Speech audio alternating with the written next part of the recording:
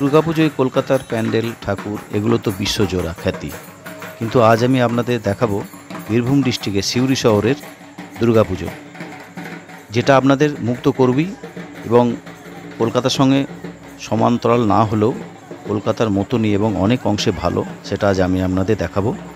তো দেরি না করে চলুন ভিডিওটি শুরু করি এবং আপনাদের কাছে অনুরোধ আপনারা ভিডিওটি শেষ পর্যন্ত দেখুন।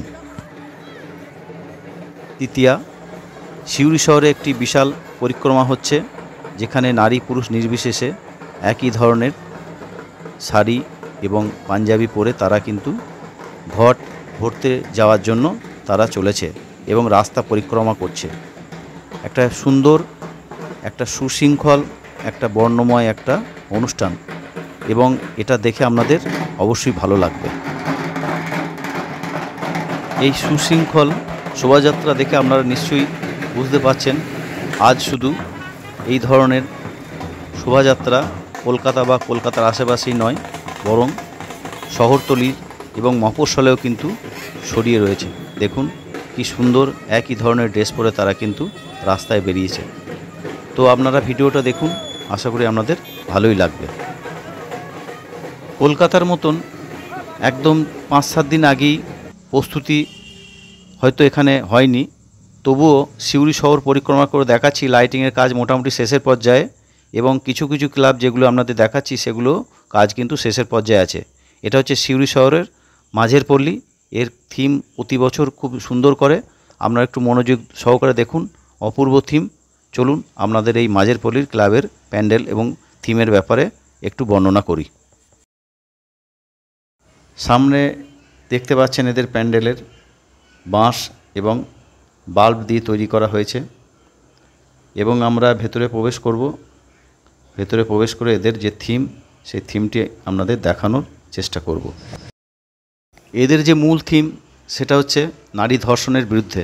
দেখুন ওপর একটি নেট করা হয়েছে এবং সামনে কতগুলি মহিলার স্ট্যাচু রয়েছে, মানে এটা বোঝাতে চাওয়া হয়েছে আমরা নারীদেরকে কিন্তু যেভাবে জলে মাছ ধরি সেভাবেই তাদের ভোগ্যপূর্ণ হিসাবে কিন্তু আমরা দেখছি এবং প্রচুর পোস্টার লাগানো হয়েছে নারী ধর্ষণের বিরুদ্ধে।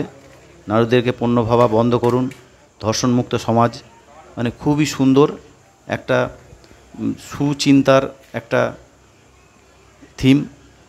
আপনারা কিন্তু এই জায়গাটা অবশ্যই আসবেন এবং আমি এদের এই কাজের জন্য সাধুবাদ জানাই।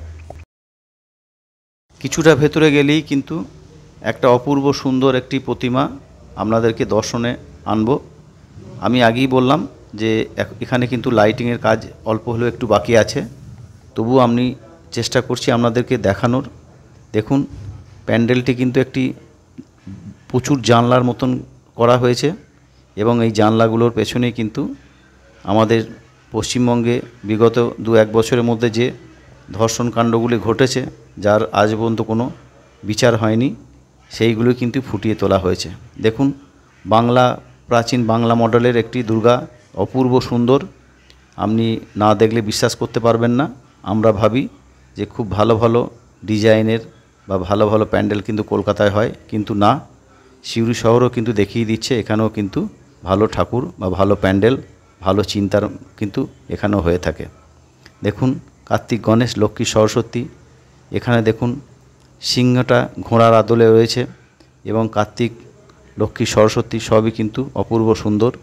জানলাগুলোর পেছনে একটা করে কিন্তু থিম রয়েছে নারীদের সেই দুর্ধর্ষ কাহিনী, সেগুলো কিন্তু দেখানো হয়েছে। ওপরেও একটি খোলা জানলা রয়েছে।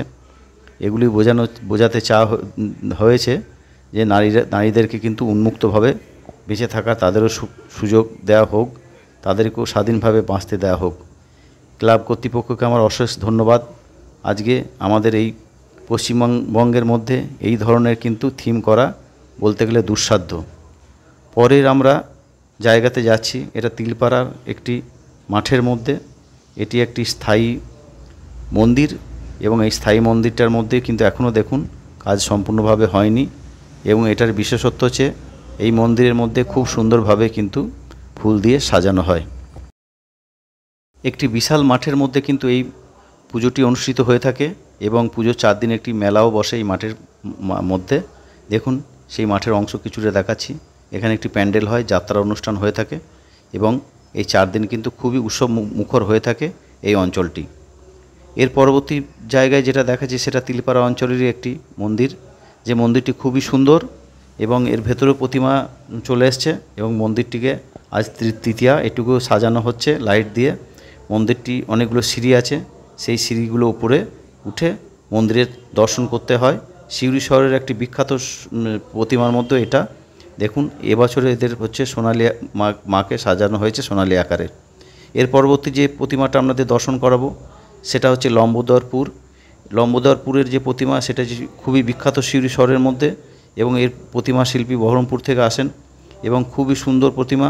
আপনারা একটু ভালো করে দর্শন করুন। এটা একটা ডাকের সাজ এবং বিশাল বড় মাপের একটি প্রতিমা এবং উপর থেকে নিচ সম্পূর্ণভাবে একদম কারুকার্য করে সাজানো রয়েছে এবং এই প্রতিমাটাও সিউড়ি শহরের মধ্যে একটি বিখ্যাত প্রতিমা। দেখুন সিউড়ি শহরের কিছু লাইটের ঝলক। আপনারা ভিডিওটা একটু দেখুন, যদি ভালো লাগে অবশ্যই সাবস্ক্রাইব করে দেবেন, শেয়ার করে দেবেন। হর হর মহাদেব।